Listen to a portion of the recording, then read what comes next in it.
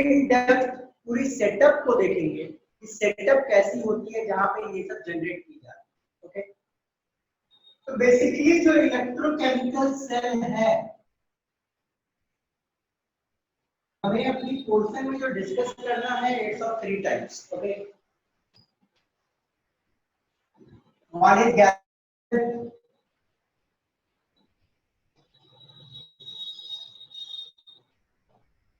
हम लोग voltaic cell भी बोलते हैं। जेम्स वोल्टा ने इसका खोज किया था, इसलिए इसको वोल्टाइक सेल भी बोला जाता है। Okay, the next type that we are going to see is reversible cell, and the third one is electrolytic cell.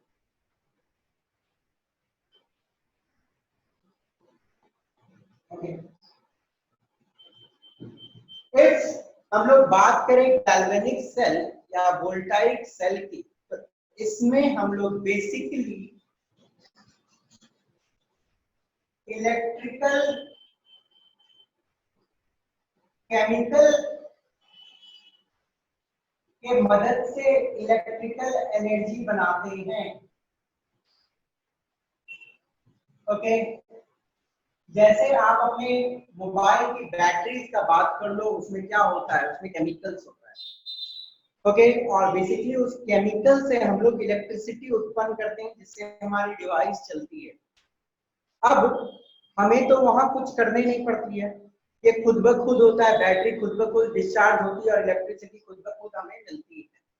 तो जो काम खुद ब खुद होता है, उस प्रोसेस को क्या बोला जाता है, स्पॉन्टेनियस प्रोसेस की नॉन स्पॉन्टेनियस प्रोसेस? कोई बताएगा मुझे? प्रोसेस बोला जाता है कि non spontaneous?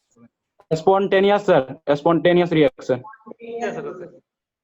That process is known as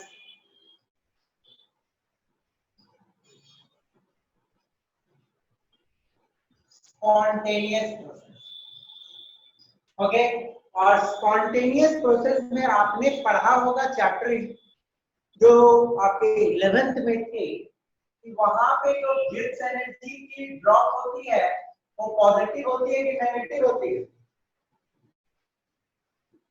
Gibbs energy में ड्रॉप प्रोसेस में नेगेटिव होता है।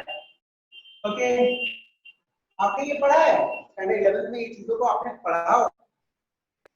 और यस सर, वहां पे गिब्स एनर्जी में ड्रॉप नेगेटिव होती है, del G change in Gibbs energy negative होती है, वहां पे ऑब्वियसली पावर जनरेट होता है। पावर इज जनरेटेड, वहां पावर जनरेट होती है। और देख ही रहे हो केमिकल की मदद से इलेक्ट्रिकल पावर हमें मिल रही है, तो पावर इज जनरेटेड। तो कुछ इंपॉर्टेंट पॉइंट्स हैं जो आपको ध्यान में रखनी है कि गैल्वेनिक सेल में केमिकल्स के मदद से हमें इलेक्ट्रिकल एनर्जी मिलती है, और ये एक स्पॉन्टेनियस प्रोसेस होती है जहां पे डेल्टा जी नेगेटिव होगी और पावर जनरेट। ओके, तो ये आपको ध्यान में रखना है, बहुत अच्छे से ऑब्जर्व करना।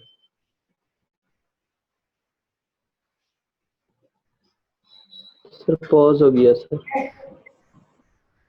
तो लास्ट क्लास में जो बच्चे प्रेजेंट थे, और यदि नहीं थे तो पुरानी लेक्चर को एक बार देख लेना, ठीक है? Got it? आराम से ये दिमाग में रखनी है। अब इलेक्ट्रोलाइटिक सेल जो होती है बेटा, दिस इज ठीक उल्टा। इलेक्ट्रोलाइटिक सेल जो होती है गैल्वेनिक सेल का ठीक उल्टा होता है हर कुछ। वहां पे हमें इलेक्ट्रिकल एनर्जी की मदद से हम कुछ केमिकल्स उत्पन्न करते हैं।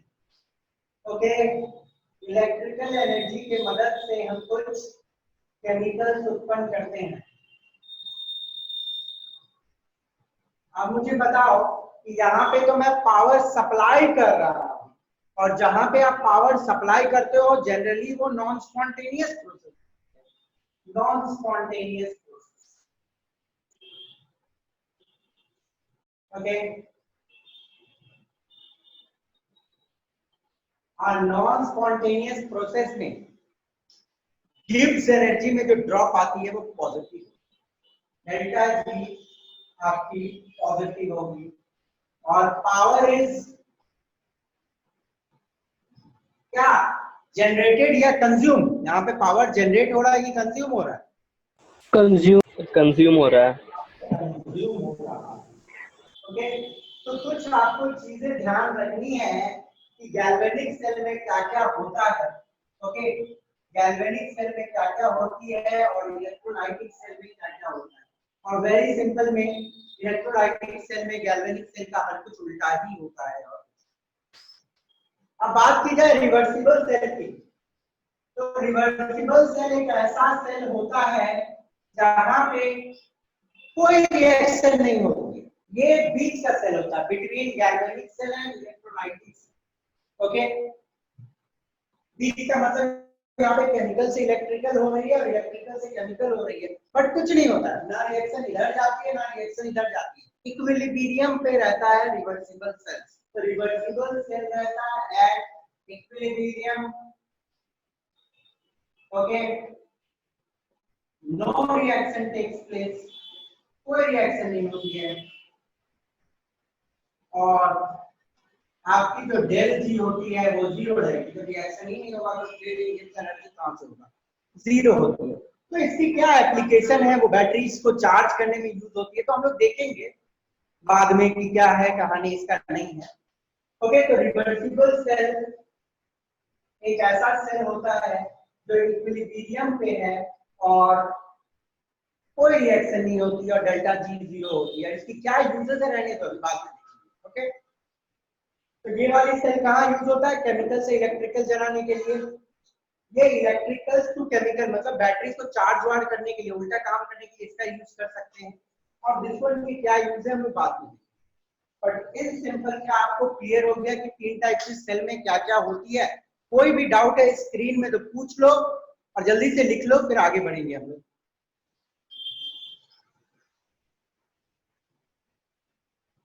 सर वीडियो पॉज हो गया। हाँ बोलिए बेटा, क्या बोल रहे हो, बोलिए फिर से। सर कुछ नहीं सर। ओके चलिए, हो गया, जल्दी नोट डाउन कर दो इसको, कुछ नोट कर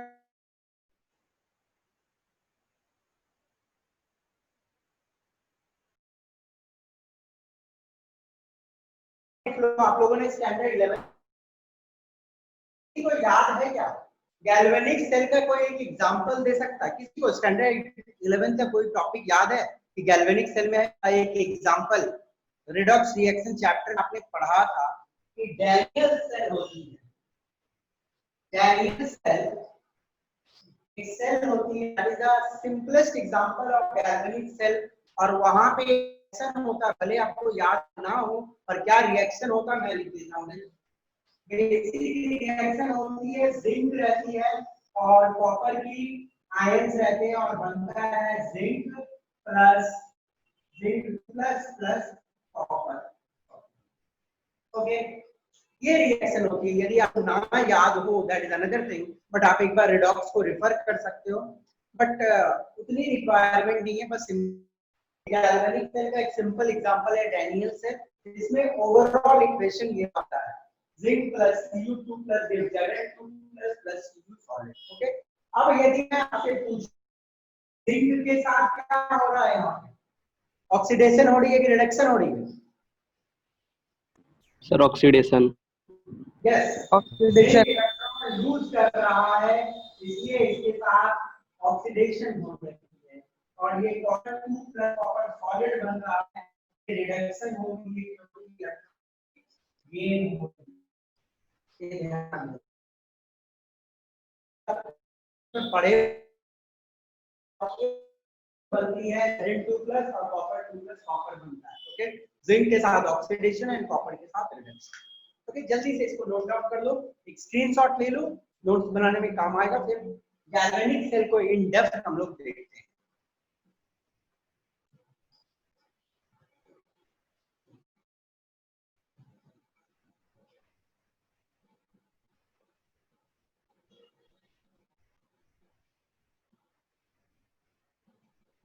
ओके, चलिए आगे बढ़ते हैं।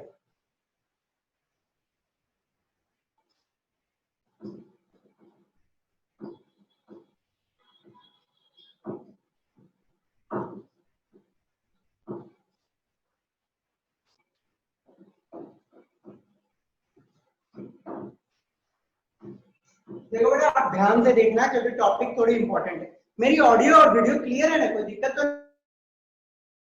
No sir. सर पॉज हो रहा है सर, रुक रुक के। ठीक है? चलिए अब ध्यान से देखिएगा।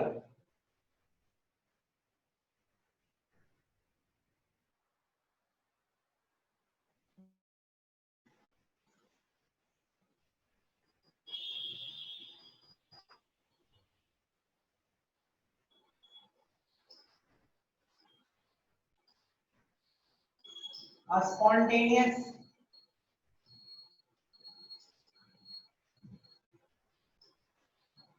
reaction takes place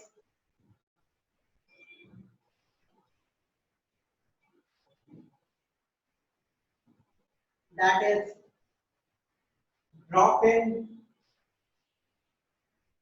gives energy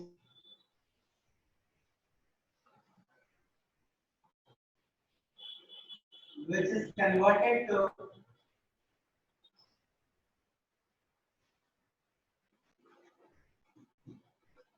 electrical energy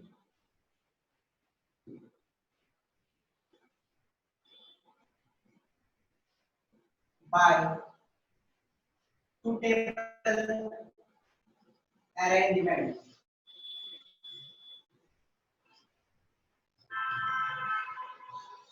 देखो बेटा ध्यान से, तो गैल्वेनिक सेल के बारे में हम लोग अभी थोड़ा देर पहले ही देखा, कोई दिक्कत नहीं होगी।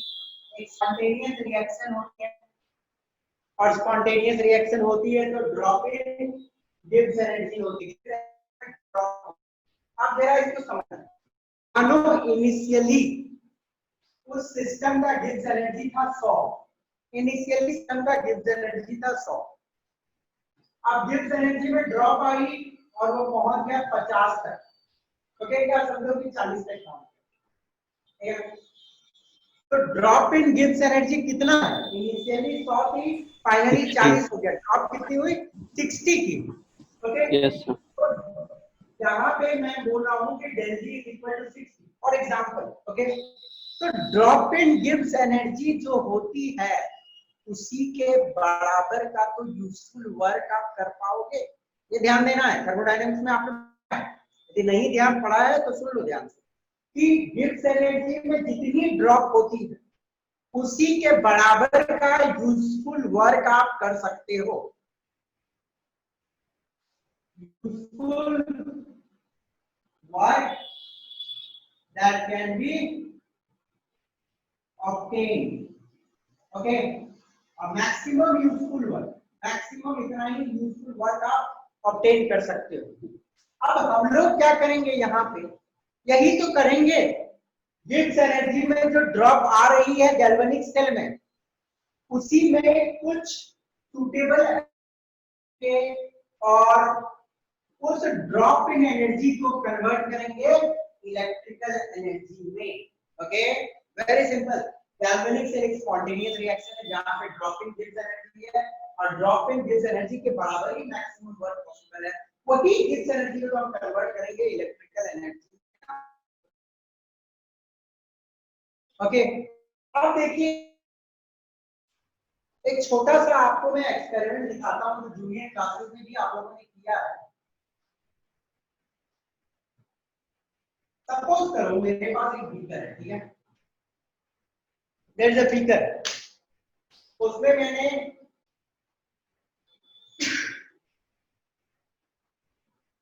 कॉपर सल्फेट डाला। ओके, कॉपर सल्फेट की एक्वस और एक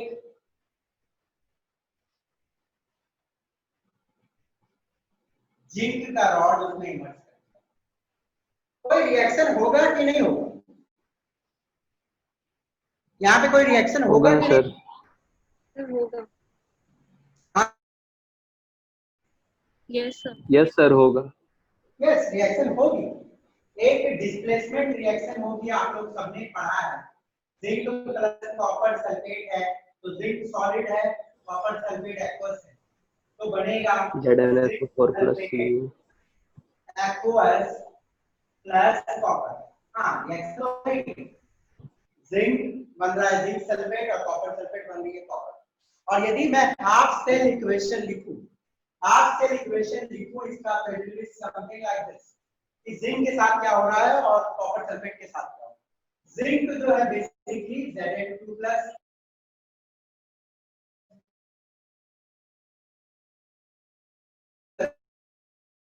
दो इलेक्ट्रॉन को गेन कर रहा है और बन रहा है ओवरऑल इक्वेशन लिखूं तो ये दो इलेक्ट्रॉन को मैं काट सकता हूं क्योंकि जो निकली वही यूज हो गई।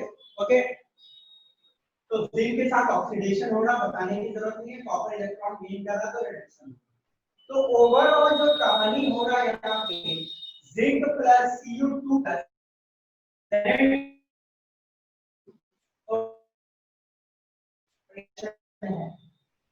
जो हो रही है यहाँ पे। अब मुझे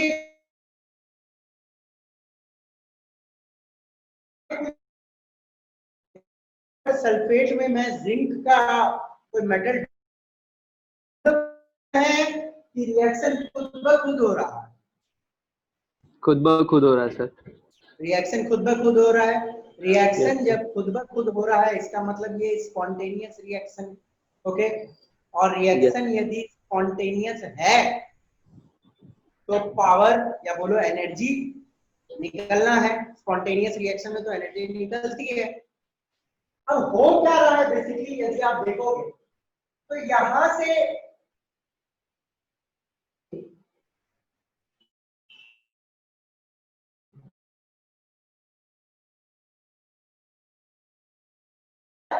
आयन की तरह निकल रहा है Zn2 प्लस बन के सॉल्यूशन में आ। ओके, जिंक के रॉड से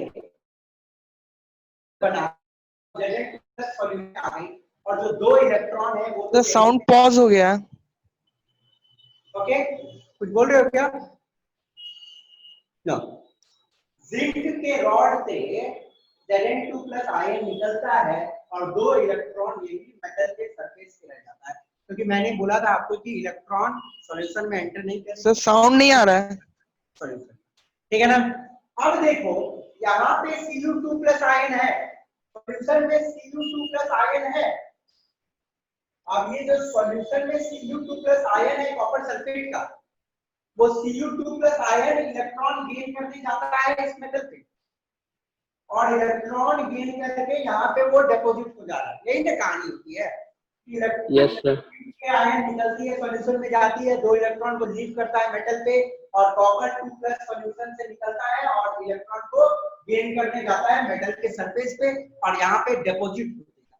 कॉपर डिपॉजिट होती है और जिंक सॉल्यूशन में आते जाता है। तो आस्ते आस्ते इस कॉपर सल्फेट की सॉल्यूशन का कलर क्या होता है? फेड होता है। Colour of solution fades. क्यों फेड होती है? क्योंकि कॉपर 2 प्लस निकलते जा रहा है ना, जो भी ब्लू कलर है ये कॉपर 2 प्लस आयन के कारण है। कॉपर 2 प्लस आयन खत्म होते जा रही है तो कलर ऑफ सॉल्यूशन फेड होते जा रहा है। ओके, बट यहाँ पे जो कहानी हो रही है कि एनर्जी तो निकला होगा, स्पॉन्टेनियस रिएक्शन है, इलेक्ट्रॉन का जो आदान प्रदान हुआ, इलेक्ट्रॉन निकला यहाँ पे रहा, वो इलेक्ट्रॉन को यहीं पे वो गेन कर लिया, तो जो भी एनर्जी निकली वो यहीं पे यूज हो गई।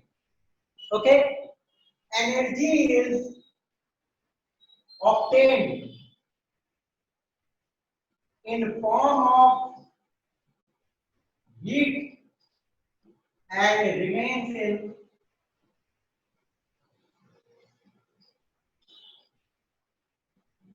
solution. No doubt, इलेक्ट्रॉन निकल रहा है, इलेक्ट्रॉन का आदान प्रदान हो रहा है, डिस्प्लेसमेंट रिएक्शन हो रही है और डिस्प्लेसमेंट रिएक्शन में एनर्जी निकलती ही है और एनर्जी पर हीट के तरह में कंज्यूम हो जा रहा है। बट क्या हमारा रिक्वायरमेंट है एनर्जी को हीट में कन्वर्ट करना कि इलेक्ट्रिसिटी में कन्वर्ट करना? हमारी रिक्वायरमेंट तो इलेक्ट्रिसिटी में कन्वर्ट करनी है। यस तो हम लोग क्या करें कि ये जो इलेक्ट्रॉन यहाँ पे यूज अप हो जा रहा है कि इस इलेक्ट्रॉन को हम दोहरा दे और इलेक्ट्रिकल एनर्जी बना सके। ओके, क्योंकि हमारी रिक्वायरमेंट हीट एनर्जी नहीं है, हमारी रिक्वायरमेंट है वी रिक्वायर इलेक्ट्रिकल एनर्जी, है ना, हमारी रिक्वायरमेंट तो यही है। तो हम लोग क्या करेंगे, यही एक्सपेरिमेंट करेंगे, पर इस एक्सपेरिमेंट में कुछ सुटेबल चेंजेस करेंगे और कोशिश करेंगे कि जो एनर्जी यहाँ पे हीट में कन्वर्ट हो जा रहा है वो एनर्जी को हम लोग इलेक्ट्रिसिटी में कन्वर्ट करें।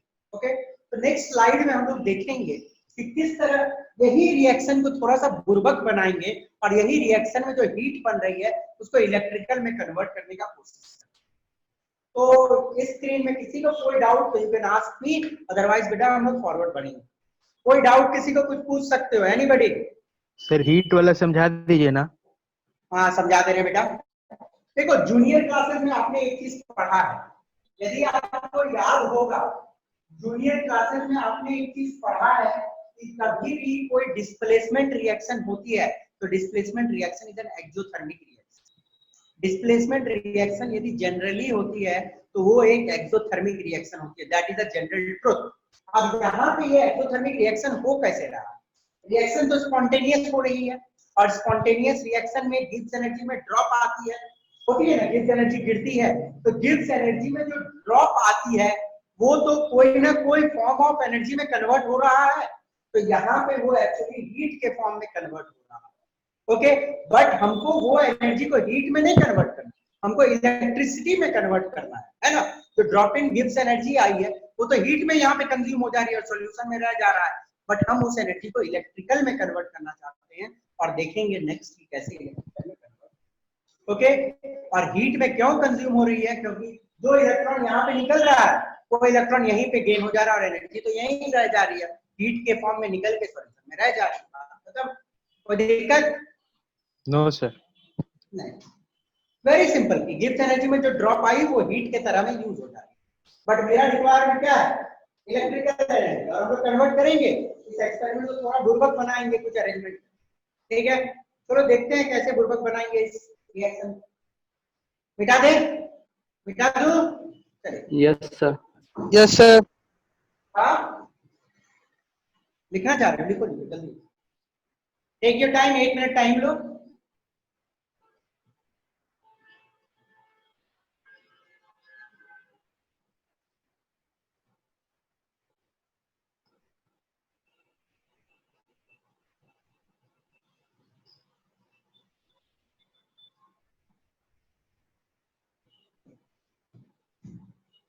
चलिए आगे देखते हैं, मिटा दें?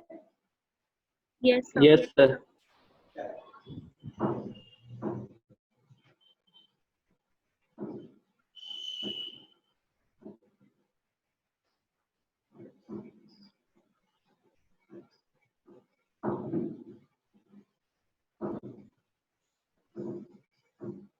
बेटा यहाँ तक किसी को कोई दिक्कत नहीं ना, क्योंकि नेक्स्ट टॉपिक जो है आप यहाँ तक नहीं समझ आई होगी तो दिक्कत होगा, आगे बढ़ सकते हैं, कोई दिक्कत नहीं वहां तक।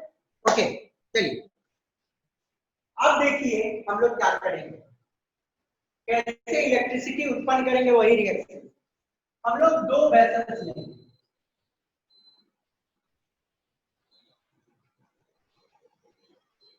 ओके, ये एक वेसल 1 और ये एक वेसल 2, ठीक है ना।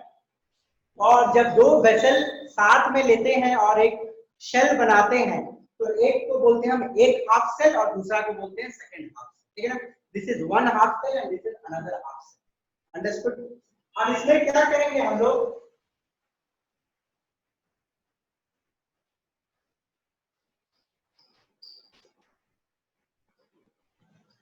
एक जिंक का रॉड डुबाएंगे, ठीक है ना, जिंक का रॉड डुबाएं और इसमें मैंने रखा जिंक सर्किट, मैं नॉर्मल कलर से बना रहा हूं, ओके, इसमें मैंने रखा है जिंक सल्फेट, ओके, इसमें है जिंक सल्फेट और ये वाली है जिंक की रॉड, ओके। इसमें मैं रखा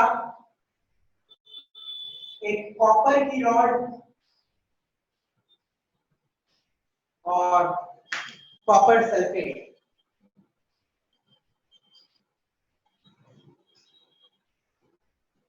ठीक है।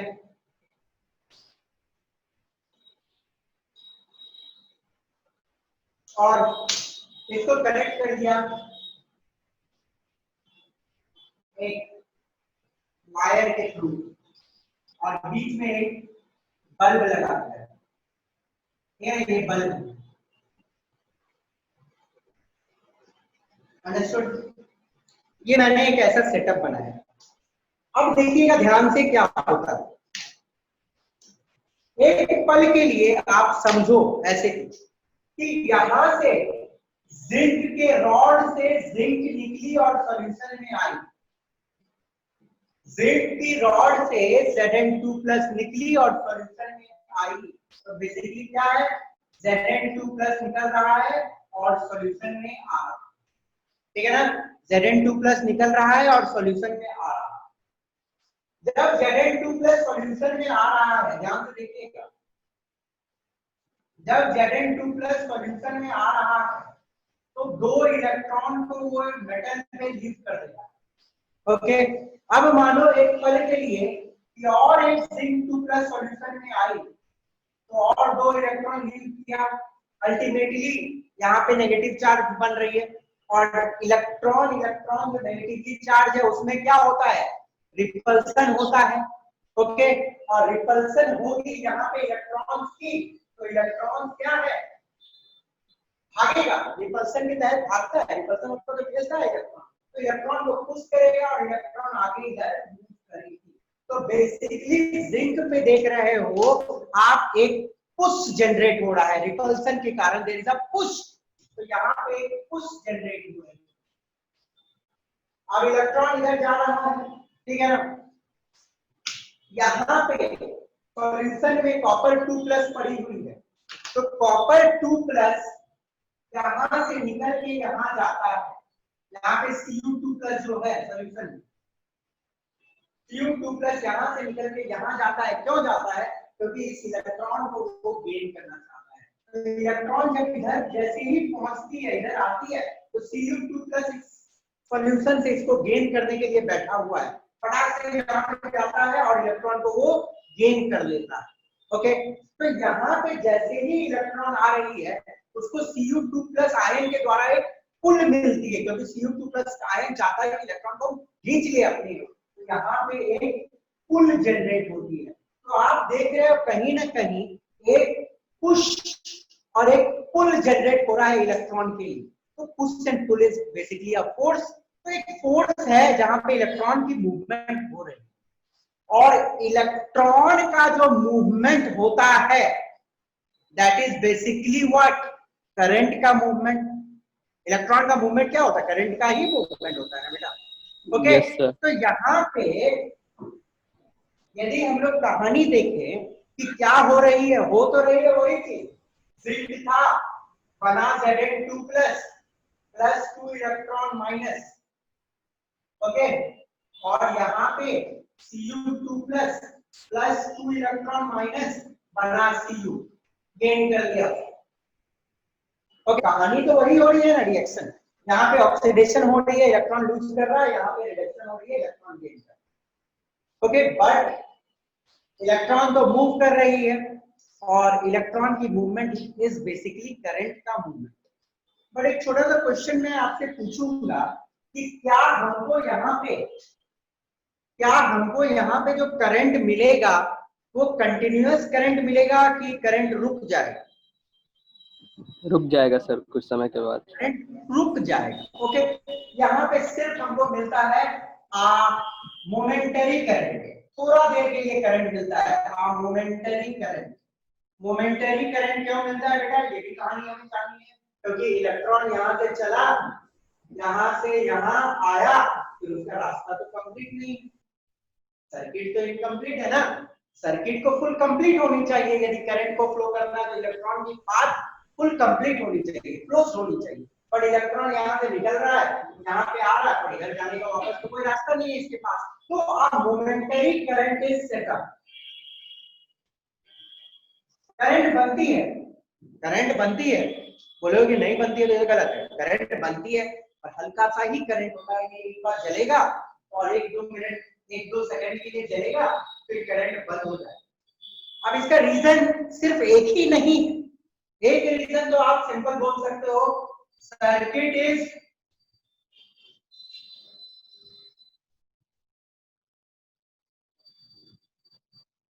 इनकम्प्लीट। ये बात को मैं मान लिया कि सर्किट इनकम्प्लीट, ठीक है। दूसरा एक और रीजन है, ये जो सॉल्यूशन था zinc sulphate, initially zinc sulphate solution जो था इनिशियली, उसमें जितने जिंक के आयन थे उतने सल्फेट के आयन थे। तो सॉल्यूशन न्यूट्रल था स्टार्टिंग में कि चार्ज था? न्यूट्रल था सर। न्यूट्रल था।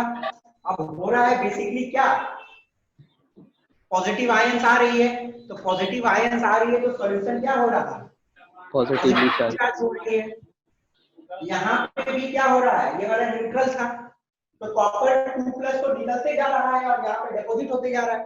जब कॉपर 2+ सॉल्यूशन से निकलते जाएगा तो ये सॉल्यूशन कैसा चार्ज लेगा, नेगेटिवली चार्ज होते जाएगा। तो कहीं ना कहीं सॉल्यूशंस में चार्ज डेवलप हो रही है और इलेक्ट्रॉन का भी यहाँ पे आने से मेटल पे भी चार्ज डेवलप हो रही है। और इलेक्ट्रोन्यूट्रलिटी का प्रिंसिपल क्या बोलता है कि बिना मतलब का चार्ज डेवलप होना चाहिए कि नहीं होना चाहिए? नहीं होना चाहिए। नहीं होना चाहिए। तो यहाँ पे तो चार्ज डेवलप हो रहा है, तो गड़बड़ वाला बात हो गया ना। तो चार्ज बिल्डअप को तो नेचर सपोर्ट नहीं करता है, तो ये रिएक्शन ऑब्वियस सी बात है, थोड़ा देर चार्ज वाल डेवलप हुआ, रिएक्शन खुद ब खुद रुक जाएगा, क्योंकि इलेक्ट्रोन्यूट्रलिटी की प्रिंसिपल होती है बिना मतलब का चार्ज डेवलप आगे नहीं होगा। तो सेकंड इज अगेंस्ट इलेक्ट्रोन्यूट्रलिटी प्रिंसिपल। देखो जो रिएक्शन हम लोगों ने पहले किया था जिंक को कॉपर सल्फेट में डुबा के, वही किया, उस रिएक्शन को थोड़ा बुर्बक बनाया और थोड़ा करंट तो उत्पन्न किया, फिर हम लोग खुद बुर्बक बन गए कि थोड़ा देर करंट मिला फिर बंद हो गया, क्या फायदा होता करंट, नहीं ना। तो हम लोग क्या करते हैं, ये जो सेटअप है, इस सेटअप को मैं मानता हूं ए या सेटअप 1 बोलो। इस सेटअप 1 को थोड़ा सा और हम लोग कुछ होशियारी दिखाते हैं इसमें कि थोड़ी सी ये सर्किट और कंप्लीट हो जाए और हमें करंट कंटिन्यूअस मिले। तो क्या होशियारी दिखाते हैं हम लोग, चलो देखते हैं नेक्स्ट।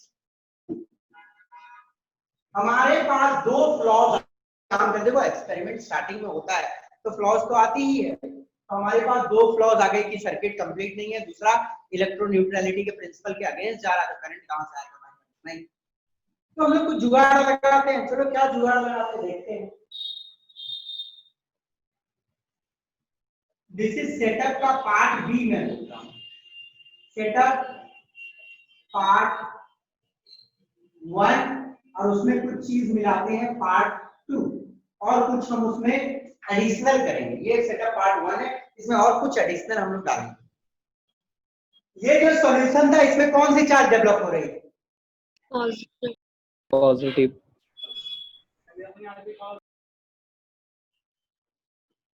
ये वाला जो हाफ सेल है इसमें कौन सा चार्ज डेवलप होगा, नेगेटिव।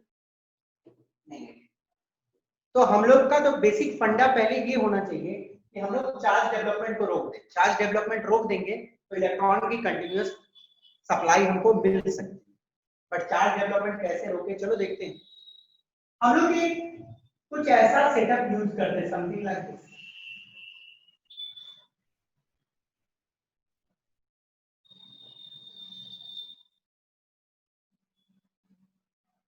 ओके, कुछ ऐसा सेटअप हम लोग इसमें, देखो ये वाला भी यहाँ पे है, मैं बात बनाना नहीं रहा हूँ, इसको मैं साथ में यहाँ नहीं बना रहा हूँ, कभी घिच-पिच हो जाएगा डायग्राम। आप समझ लो कि ये वाला है और साथ में ये वाला लगा है।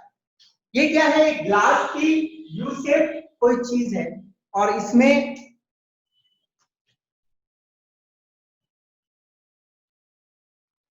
KCl या KNO3 एक्सेट्रा और कुछ चीजें रख सकते हो, KCl रख सकते हो, KNO3 रख सकते हो या और कुछ रख सकते हो, बाद में बताऊंगा।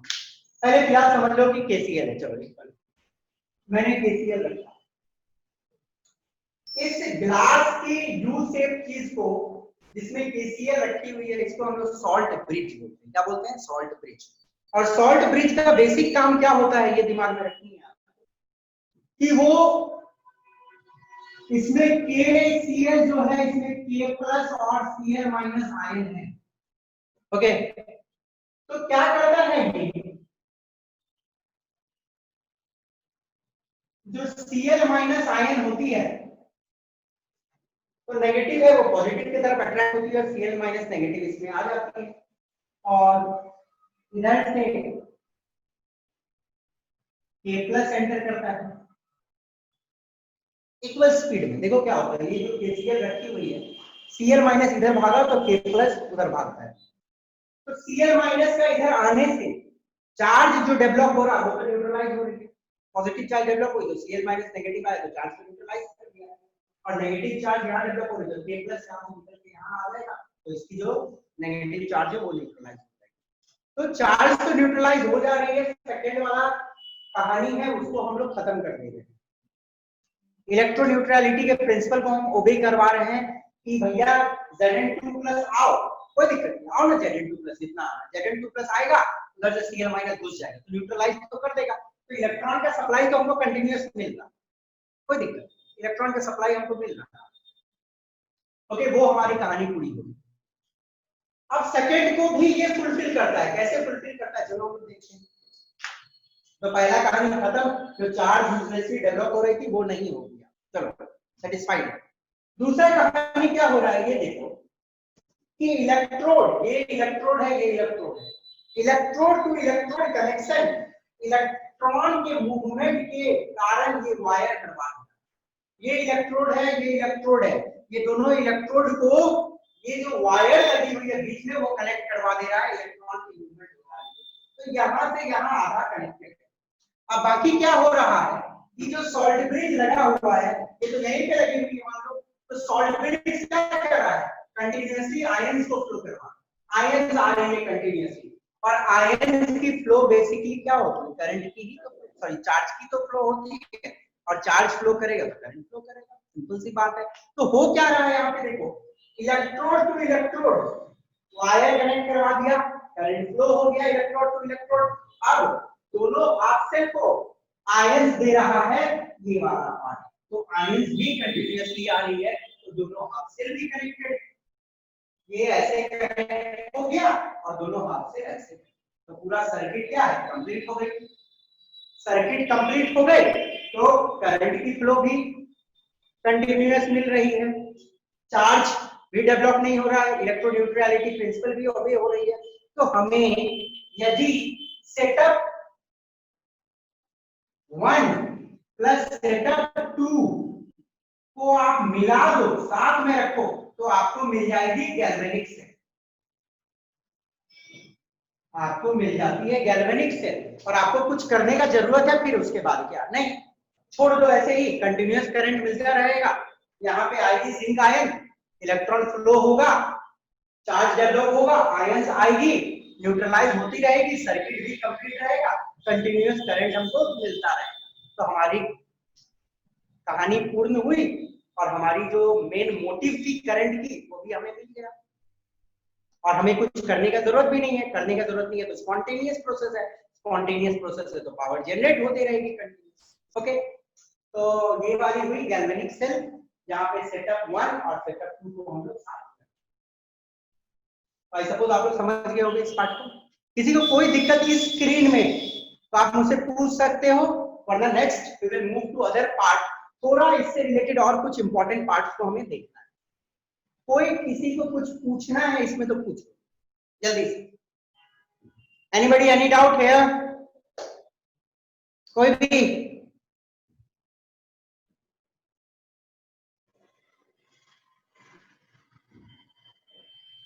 चलिए आगे बढ़े, बढ़ते,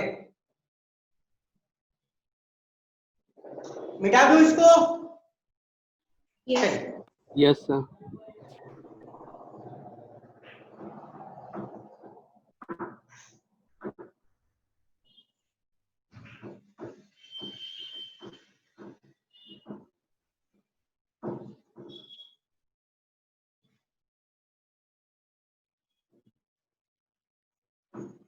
देखिएगा, a very important thing you have to see right now, हमारे पास दो इलेक्ट्रोड थी, एक जिंक की थी, ओके, और एक कॉपर की थी। अब बड़ा समअप है, ये इंपॉर्टेंट चीज है, देखिएगा। ये वाली जिंक की, ये वाली कॉपर की, और मान लो कि आसपास इलेक्ट्रोलाइट है, जिंक डिप्टी जिंक सल्फेट में, कॉपर डिप्टी कॉपर सल्फेट में, ये एज्यूम कर, वो मैं दिखा नहीं रहा हूं। तो जिंक के साथ क्या होता है, Zn2 प्लस 2 इलेक्ट्रॉन माइनस। अब जल्दी से मुझे बताओ कि यहाँ पे ऑक्सीडेशन हो रहा है कि रिडक्शन हो रहा है? Reduction sir. हाँ, क्या हो रहा है? सर इलेक्ट्रॉन निकल रहा है तो रिडक्शन होगा। इलेक्ट्रॉन निकलता है तो ऑक्सीडेशन होता है, loss of electron is yes oxidation, sir. ठीक है ना? Yes sir, oxidation. ऑक्सीडेशन हो रहा है, याद, oil oxidation in loss, loss of electron हो रहा है तो ऑक्सीडेशन हो रही है। और ये सबको एक चीज दिमाग में बैठा के रखना है कि ऑक्सीडेशन होती है किस टर्मिनल पे? कोई मुझे बताएगा, एनोड पे कि कैथोड पे होता है ऑक्सीडेशन? एनोड पे सर। ऑक्सीडेशन कहाँ होती है, एनोड की कैथोड? एनोड। एनोड पे होता है, एनोड पे। तो ये क्वेश्चन आपसे पूछी जा सकती है कि गैल्वेनिक सेल में कौन सा एनोड रहता है? जिंक हाफ सेल एनोड रहता है, ठीक है ना? जिंक हाफ सेल एनोड रहता है। वहीं यहाँ पे Cu 2 इलेक्ट्रॉन गेन करता है और बनता है Cu, सॉरी Cu2 प्लस, ये जो सॉल्यूशन से Cu2 प्लस आती है, यहाँ पे Zn2 प्लस नीचे आ रही है ना, और यहाँ पे Cu2 प्लस सॉल्यूशन से ऊपर चढ़ रहा है, तो Cu2 प्लस इलेक्ट्रॉन गेन करता है, Cu बनता है। तो यहाँ पे क्या हो रहा है? रिडक्शन हो रहा है, और रिडक्शन किस टर्मिनल पे होता है? कैथोड। कैथोड पे होता है, ठीक है। तो अब एक छोटी सी कहानी तो आपको समझ आ रही होगी कि जिंक बार-बार निकलते जा रहा है रॉड से, और जिंक जब बार-बार रॉड से निकलते जाएगा तो जिंक की रॉड मोटी होगी कि पतली होगी? पतला होगा सर। पतला होते जाएगा ना, और कॉपर का रॉड मोटा होते जाएगा, क्योंकि कॉपर सॉल्यूशन से Cu2 प्लस निकल के डिपॉजिट होते जा रहा है। वन मोर इंपॉर्टेंट थिंग कि ये देखना है आपको कि इलेक्ट्रॉन की फ्लो, इलेक्ट्रॉन फ्लोज फ्रॉम कहां से कहां? Anode to cathode. Anode to cathode, या बोल सकता हूं जिंक टू कॉपर। कॉपर। और करंट किधर फ्लो कर रही है? कैथोड टू एनोड या copper to zinc. From copper to zinc. आपको मालूम होनी चाहिए करंट हमेशा उल्टा डायरेक्शन में फ्लो करती है इलेक्ट्रॉन के डायरेक्शन के मूवमेंट। तो करंट फ्लो करेगी कैथोड टू एनोड और इलेक्ट्रॉन फ्लो करेगा एनोड टू कैथोड। ये बड़ा इंपॉर्टेंट चीज है, एक बार देख लो, 1 मिनट आराम से इसको देखो और समझने का कोशिश करो। Take your time, 1 minute time लो, आराम से देखो इसको।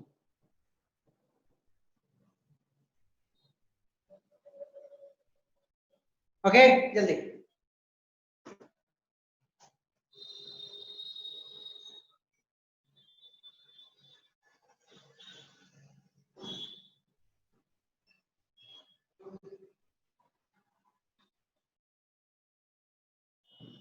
हो गया? Yes. अब देखिएगा बेटा, एक इंपॉर्टेंट चीज मैं यहाँ पे डायग्राम बनाऊंगा, थोड़ा सर्किट के टाइम में आपको दिखाता हूँ। अच्छा, एक चीज और बता दे रहा हूँ आपको, दिस सेटअप, ये जो सेटअप हम लोग बताते हैं, जिंक सल्फेट रखते हैं, कॉपर सल्फेट रखते हैं, सॉल्ट ब्रिज लगाते हैं, वो setup, this setup gives an output of 1.1 volt. ये जो सेटअप है ना, इससे हमको आउटपुट मिलती है, सॉरी, इससे हमें आउटपुट मिलती है 1.1 वोल्ट की, याद रखिए आप। ये जो सेटअप है, this setup gives an output of 1.1 volt when, ये इंपॉर्टेंट है, concentration of zinc ions is equal to concentration of copper ions which is equal to 1 molar. तो जिंक सल्फेट लेते हो उसकी कंसंट्रेशन 1 मोलर रहनी चाहिए, कॉपर सल्फेट लेते हो उसकी कंसंट्रेशन 1 मोलर रहनी चाहिए। तो आपको जो आउटपुट मिलेगा इस सेटअप से 1.1 वोल्ट का मिलेगा। मतलब ये जो सेटअप है ये बिहेव करेगी एक बैटरी के जैसा, जो 1.1 वोल्ट का आउटपुट दे रहा है। तो ऐसी सेटअप लगाने से हमें 1.1 वोल्ट का सप्लाई मिल सकता है, या 1.1 वोल्ट का बैटरी जैसा ये बिहेव करता है। ओके, अब मुझे एक बात बताओ, मैं एक डायग्राम बना रहा हूं, जल्दी से बताना।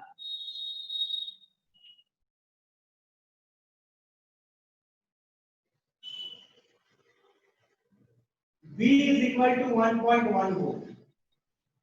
तो मैं गैल्वेनिक सेल को कुछ इस तरह रिप्रेजेंट कर सकता हूं कि गैल्वेनिक सेल क्या है, एक बैटरी की तरह है जो 1.1 वोल्ट का सप्लाई देता है। ओके, तो 1.1 वोल्ट का सप्लाई मिल रहा है मुझे, मैंने एक सर्किट के फॉर्म में से रिप्रेजेंट किया। करंट जो फ्लो करेगी किधर से किधर करेगी, positive to negative, negative to positive. Negative to positive. Current No negative sir. Positive to negative sir. Copper to zinc. एक चीज मैं यहाँ पे छोटा सा आपको बताने भूल गया, यहाँ पे मैं बता देता हूँ फिर मैं वहां आता हूँ। देखो बेटा, जिंक जब कंटिन्यूअसली आयन लूज करेगा और सॉल्यूशन में Zn2+ आएगी, तो यहाँ पे कौन सा चार्ज डेवलप हो रहा है, नेगेटिव चार्ज डेवलप होगा। और यहाँ पे Cu2+ चढ़ते जा रही है, तो यहाँ पे भी पॉजिटिव चार्ज डेवलप होगी, शुरू होगी। तो बोलने का मतलब ये ध्यान देना कि यदि कभी आपसे पूछा जाए तो गैल्वेनिक सेल में बड़ा इंटरेस्टिंग चीज है, गैल्वेनिक सेल में जो एनोड होता है वो नेगेटिव इलेक्ट्रोड को बोलते हैं। आप लोग बैटरी में पढ़े हो, वो गलती मत करना, बैटरी में एनोड होती है पॉजिटिव, बट गैल्वेनिक सेल में इलेक्ट्रोड जो एनोड है उस पे नेगेटिव चार्ज डेवलप होगी। Zn2+ निकली तो नेगेटिव चार्ज डेवलप हो रही है, कॉपर 2+ आ रहा है तो पॉजिटिव चार्ज डेवलप करने की कोशिश कर रहा है यहाँ पे। तो always keep in your mind, galvanic cell में एनोड जो होती है वो नेगेटिव इलेक्ट्रोड को बोलते हैं और कैथोड पॉजिटिव इलेक्ट्रोड को बोलते हैं। करंट कहाँ फ्लो कर रहा है, copper to zinc, positive electrode to negative electrode. तो करंट फ्लो कर रही है कहाँ से कहाँ, कॉपर टू जिंक, इसका मतलब positive to negative terminal flow कर रही है करंट। ये ध्यान देना है आपको। तो ये गैल्वेनिक सेल का एक सेटअप है।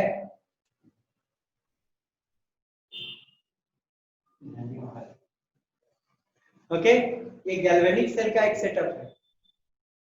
अब मानो एक पल के लिए मैं क्या करता हूं, देखो सपोज करो ये 1.1 वोल्ट का मैंने एक गैल्वेनिक सेल लगा के रखा हूं और इसके साथ एक सीरीज में ऑपोजिट पोलैरिटी का बैटरी लगाता हूं, जो आउटपुट वो भी मैं मानूं कि वो आउटपुट देती है, ये वाला गैल्वेनिक सेल वो भी आउटपुट दे रही है 1.1 वोल्ट।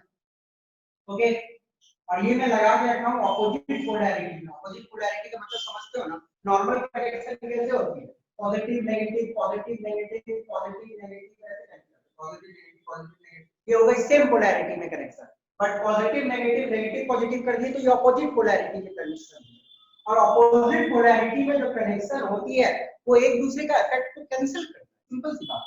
ये 1.1 वोल्ट की दे रही है, ये 1.1 वोल्ट की दे रही है ऑपोजिट पोलैरिटी में, तो इसमें जो नेट आएगा आपको वो 0 आएगा, ये इक्विलिब्रियम पे रहेगा, एट इक्विलिब्रियम, नो रिएक्शन, कोई रिएक्शन नहीं होगा, इक्विलिब्रियम पे रहेगी। और ये कौन सी सेल हो सकती है बताओ तो जो इक्विलिब्रियम पे रहता है, इक्विलिब्रियम पे कौन रहता है, अभी थोड़ा देर पहले पढ़ाया था, रिवर्सिबल। रिवर्सिबल क्या रहती है, इक्विलिब्रियम पे रहती है। तो बोलने का मतलब जो गैल्वेनिक सेल 1.1 वोल्ट का आउटपुट दे रहा है उसकी सीरीज में एक ऑपोजिट पोलैरिटी की 1.1 वोल्ट का बैटरी यदि लगा दो तो कोई करंट नहीं फ्लो होगा उस सर्किट में, रिएक्शन कुछ नहीं होगी। Okay, no current flows, no reaction, कुछ नहीं होगा और इक्विलिब्रियम पे रहती है, इसी को तो हम रिवर्सिबल सेल, ये हो गए रिवर्सिबल सेल। रिवर्सिबल सेल में क्या करते हैं, ऑपोजिट पोलैरिटी का इसके बराबर का लगा दिए। ओके, अब एक पल के लिए समझो कि मैं क्या किया। ये 1.1 वोल्ट का गैल्वेनिक सेल है, मान लीजिए वाला गैल्वेनिक, और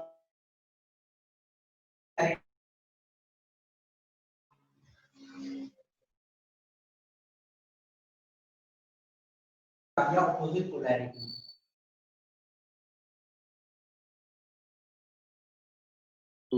No, sir. 2.3.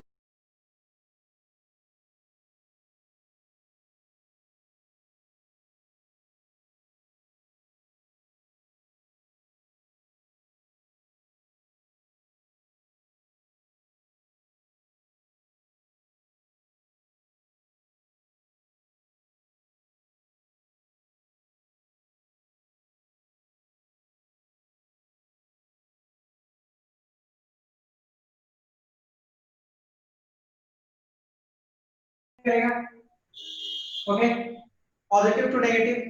कहानी अब ये हो रही है कि यदि आप ऑपोजिट पोलैरिटी में गैल्वेनिक सेल के बीच से ज्यादा का बैटरी लगा देते हो तो करंट उल्टी डायरेक्शन में फ्लो होती है और हर कहानी उल्टा होती है।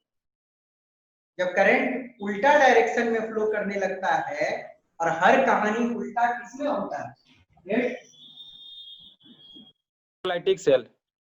Electrolytic cell. और यहाँ पे हम लोग क्या कर रहे हैं बेटा? बेसिकली हम लोग पावर सप्लाई कर रहे हैं, बाहर से दे रहे हैं ना 1.3 वोल्ट का। जब बाहर से पावर सप्लाई कर रहे हो तो ऑब्वियस सी बात है वो इलेक्ट्रोलाइटिक सेल है, और इलेक्ट्रोलाइटिक सेल में हर कहानी उल्टा होने लगता है। वहां पे हम इलेक्ट्रिसिटी नहीं, सॉरी, इसमें हम लोग केमिकल से इलेक्ट्रिसिटी बना ले रहे हैं, बट यहाँ पे हम लोग पावर दे रहे हैं, और पावर जब आप दे रहे हो तो हर कुछ कहानी उल्टा हो जाएगा, और हर कुछ कहानी उल्टा मतलब ये इलेक्ट्रोलाइटिक सेल की तरफ बिहेव करेगा। तो ये आपको ध्यान में रखना है कि रिवर्सिबल सेल में जो एक्सटर्नल लगाते हो that is equal to 1.1 volt. External यदि जो मैं सोर्स लगा रहा हूं वो 1.1 वोल्ट के बराबर लगा दो तो कोई करंट नहीं फ्लो करेगी, सर्किट में रुक जाएगी। ओके, और यदि आप ई एक्सटर्नल को ग्रेटर देन 1.1 वोल्ट लगाते हो तो आपकी गैल्वेनिक सेल एक इलेक्ट्रोलाइटिक सेल की तरह काम करेगा। और यदि मानो गैल्वेनिक सेल में ही मैंने ई एक्सटर्नल 1.1 वोल्ट से नीचे लगाया है तब क्या होगा बता सकता है? गैल्वेनिक सेल में मैंने कोई एक्सटर्नल लगाया हुआ अपोजिट पोलैरिटी वाला 1.1 वोल्ट से कम ही, तो क्या हमें कुछ मिलेगा, करंट मिलेगा? Yes Yes. सर, इलेक्ट्रोकेमिकल सेल ही रहेगा। वो काम करेगा किसका जैसा? गैल्वेनिक सेल ही का जैसा काम करेगा, सीधा यस सवाल। सर। वो नहीं बनेगा क्योंकि 1.1 वोल्ट भले मैंने लगाया 0.8 का लगा दिया तो 0.2 तो 0.3 तो मिल रही है ना। ओके, तो गैल्वेनिक सेल की तरह तब तक काम करेगा जब तक उसमें जो एक्सटर्नल लगा हुआ है 1.1 वोल्ट से कम है। गैल्वेनिक सेल रिवर्सिबल की तरह काम करेगा जब उसमें एक्सटर्नल जो लगेगी 1.1 के इक्वल होगा। गैल्वेनिक सेल इलेक्ट्रोलाइटिक की तरह काम करेगी जब उसमें एक्सटर्नल लगेगा 1.1 से ऊपर। Clear? Yes sir. Yes, sir. समझ आ गई? अब चलो हम लोग टोटल को सम अप करते हैं, जितना हम लोग यहाँ पे देखें और तीनों सेल को एक टेबल में स्टडी करें तो कॉन्सेप्ट पूरी क्लियर हो जाएगी। इसको एक बार देख लेना और इसको आराम से नोट कर लो। इसको थोड़ा दिमाग में एक पिक्चर बना लो, आगे बताएंगे कुछ भी। मिटा दे, हो गया? Yes, sir. ये डायग्राम याद रखना।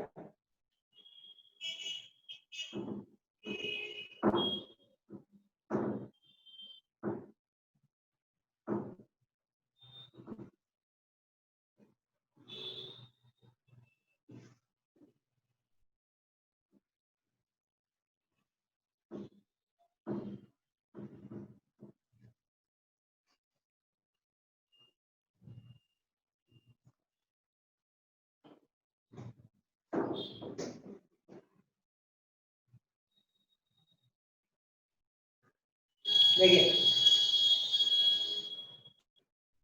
Galvanic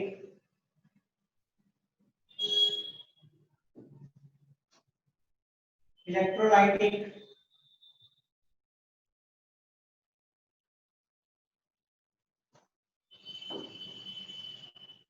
reversible. तीनों को हम एक साथ कंपेयर करेंगे।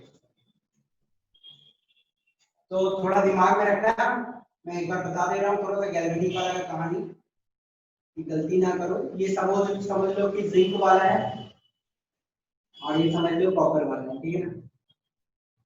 ओके, इलेक्ट्रॉन फ्लोज फ्रॉम, एकदम देखो पूरी जितनी चीज पढ़े हैं उसको मैं एक टेबल में रिवाइज कर दूंगा, अच्छी रहेगी, समझ में आएगी। Electron flows from dash to dash, Zinc to Zinc to copper. To copper. Zn2 plus solution में आती है, जो इलेक्ट्रॉन निकलता है वो भागता है यहाँ से रिपल्सन के कारण और यहाँ से यहाँ okay.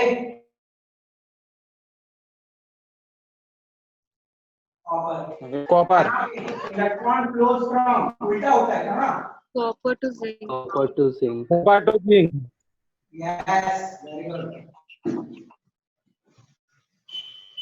Current flows from, Copper to Copper to zinc. zinc. उल्टा हो जाएगा, इलेक्ट्रॉन इधर, copper to zinc. Current flows from Zinc to copper.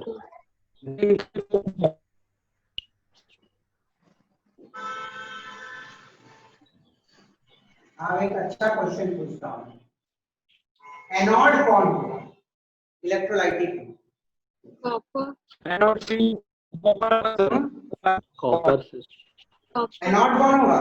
Copper होगा, क्योंकि देखो इलेक्ट्रॉन जब फ्लो कर रही है कॉपर से, इलेक्ट्रॉन जब आ रही है कॉपर के तरफ से, तो सिंपल सी बात है ना, कॉपर 2+ बन रहा है और 2 इलेक्ट्रॉन निकल रही है, तब ना इलेक्ट्रॉन आ रही है कॉपर से। तो इलेक्ट्रॉन फ्लो फ्रॉम कॉपर, मतलब इलेक्ट्रॉन कॉपर से आ रही है, और इलेक्ट्रॉन जहां से निकलता है वहां पे क्या होता है? Reduction.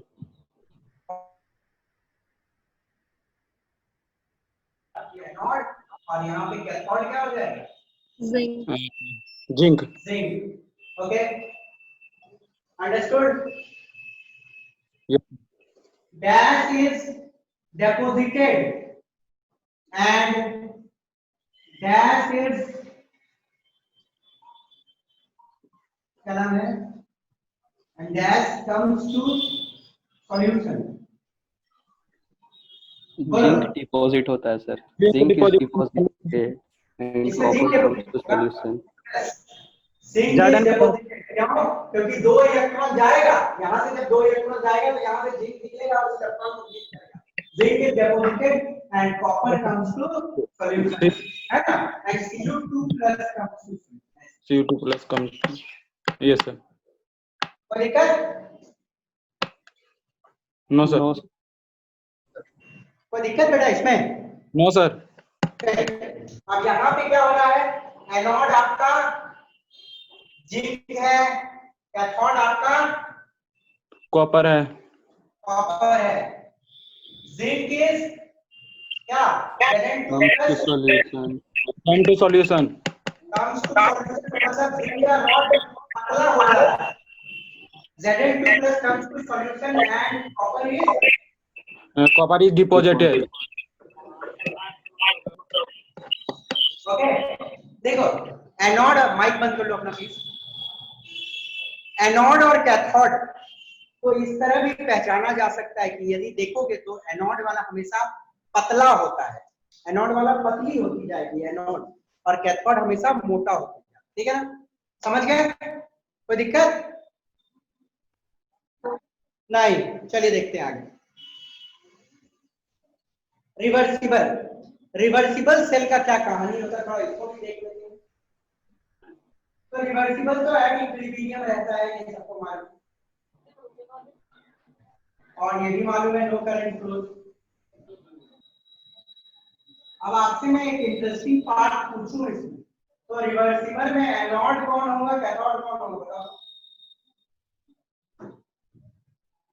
एनोड कौन होगा, कैथोड कौन होगा रिवर्सिबल? एनोड कोई भी सर, कोई भी।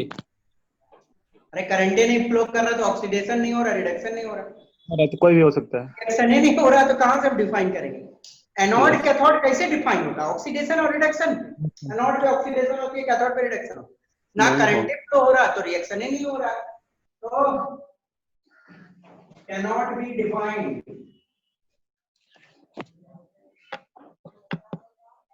इंपॉर्टेंट, आप रिवर्सिबल में एनोड कैथोड नहीं डिफाइन करते। Thank you. फटाक से नोट करो इसको, आगे बढ़ेंगे, थोड़ा सा सॉल्ट ब्रिज का फंक्शन देखेंगे आप।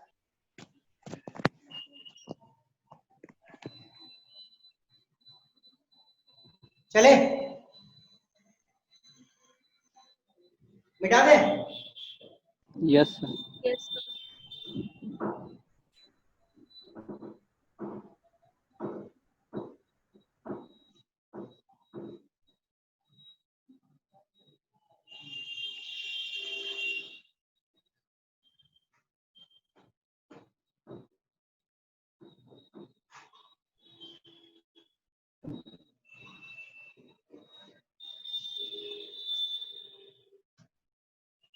सॉल्ट ब्रिज, अब चलो थोड़ा सा सॉल्ट ब्रिज को हम डेप्थ में देखें।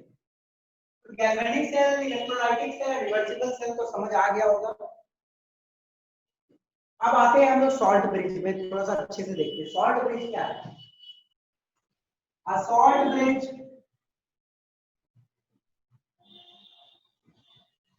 is a U-shaped glass tube filled with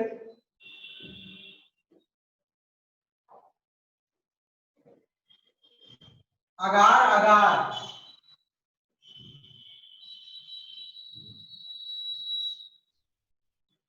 mixed with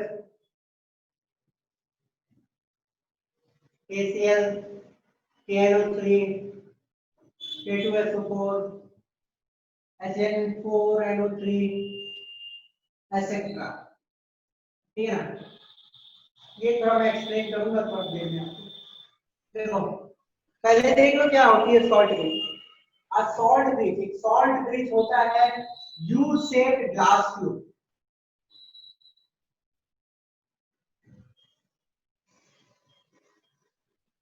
glass की ट्यूब होती है, U-shaped होती है, ठीक है। A salt bridge is a U-shaped glass tube। U है या ऐसे बोलो is an inverted U tube, है ना? Is an inverted। A salt bridge is an inverted, उल्टा, inverted U-shaped, U का उल्टा ग्लास ट्यूब, ग्लास की बनी हुई है, फिट विद अगार। अब देखो अगार क्या होती है? Jelly like hydrated substance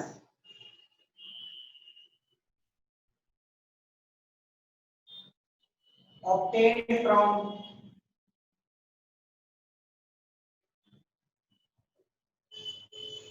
red algae। अब एल्गे बायोलॉजी वाली पार्ट आप लोग जानते ही होंगे। एल्गे से हम लोग एक जेली लाइक हाइड्रेटेड कोई चीज ऑब्टेन करते हैं, उसी को अगार बोलते हैं। जेली सब्सटेंस होती है जो हाइड्रेटेड रहती है और रेड एल्गे से मिलती है अगार। तो हम लोग क्या करते हैं, अगार के साथ KCl या KNO3 या K2SO4 या NH4NO3 को मिक्स करके यहाँ पे डाल दें। ओके, और एक्चुअली ये जो मिक्स कर लो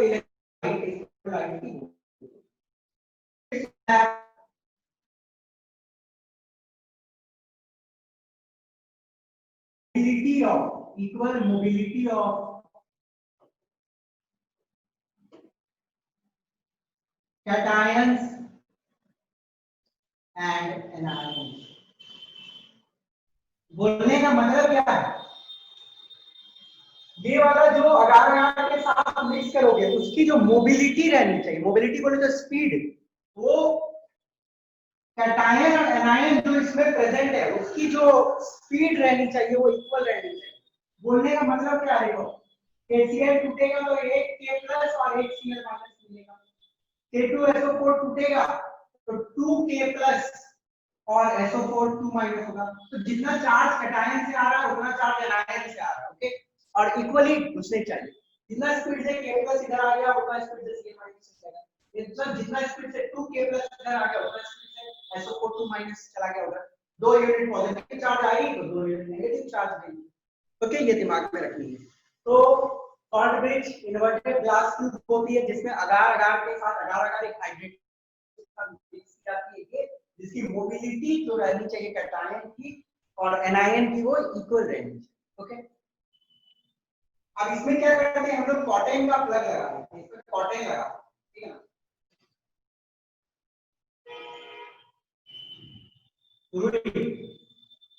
कॉटन प्लग्स, कॉटन प्लग लगाने का रीजन क्या है? देखो ये वाला जो इलेक्ट्रोलाइट में डीप रहता है तो इलेक्ट्रोलाइट एब्जॉर्ब होकर ऊपर ना चले जाए। क्या है, यदि कॉटन प्लग नहीं लगा रहेगा तो इलेक्ट्रोलाइट हो सकता है यहाँ से जाके उधर चल जा सकता है, तो इसलिए हम लोग कॉटन प्लग लगा देते हैं ताकि इलेक्ट्रोलाइट ऊपर से इधर मिक्स ना हो जाएगा, इलेक्ट्रोलाइट की मिक्सिंग ना हो। और इलेक्ट्रोलाइट की मिक्सिंग होगी तो ये जो दोनों सॉल्यूशन है इसके बीच में रिएक्शन हो सकती है, तो ये प्रिवेंट करने के लिए हम लोग क्या करते हैं, कॉटन प्लग लगाते हैं। और साथ में अगार अगार जो है, अगार अगार भी रोकती है, कॉटन प्लग तो रोकता ही नहीं, यदि बाय चांस कॉटन प्लग के थ्रू मूव भी कर गया तो अगार अगार उसको आगे नहीं जाने देगा, मिक्स नहीं, ओके। तो आप तो समझ गए होंगे यहाँ से, यदि ये वाला पॉजिटिव चेंबर है तो इसमें नेगेटिव आयन आती है, और ये वाला यदि नेगेटिव चेंबर है तो इसमें पॉजिटिव आयन एंटर करती है और न्यूट्रलाइज करती है, साथ में मिक्स नहीं होने देती है। तो this is salt bridge for you. कभी कल फंक्शन ऑफ सॉल्ट ब्रिज पूछा जाता है, तो फंक्शन ऑफ सॉल्ट ब्रिज क्या है देख लो।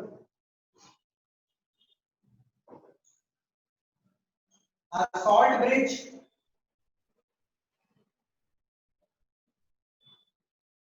completes the circuit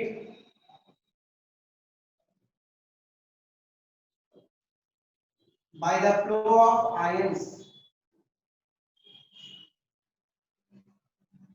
तो इसमें तो कोई दिक्कत नहीं होनी चाहिए, सॉल्ट ब्रिज कंप्लीट करती है सर्किट को, आयन को फ्लो करवाती है, आयन फ्लो करवाती है ना, ऐसे ऐसे आयन भी फ्लो हो रही है, तो ये वाला हाफ सेल भी कंप्लीटेड है और इधर भी कंप्लीट है, okay. A salt bridge completes the circuit by the flow of ions and connecting the two half cells, and connecting two half cells, दोनों हाफ सेल को ये कनेक्ट कर दे रहा है, और इलेक्ट्रोड टू इलेक्ट्रोड जो रहती है वो कनेक्शन दो वायर करता है ना, वायर के थ्रू वो कनेक्शन हो जाती है, तो वायर से इधर से कनेक्शन हो गया, ऐसे इधर कनेक्शन, तो सर्किट तो पूरी कंप्लीट हो गई, ओके। तो सॉल्ट ब्रिज आधा काम करता है, salt bridge complete the circuit. Number 2, salt bridge maintains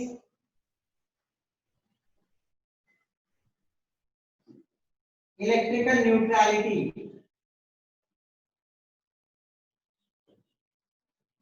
salt bridge के कारण इलेक्ट्रिकल न्यूट्रलिटी मेंटेन है, ये चार्ज डेवलप होती है वो भी मेंटेन होती है सॉल्ट ब्रिज के कारण। Third, salt bridge prevents intermixing of electrolytes।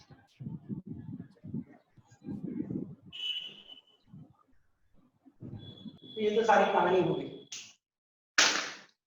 तो फॉर टुडे इतना ही, कुछ डाउट है तो पूछ लो।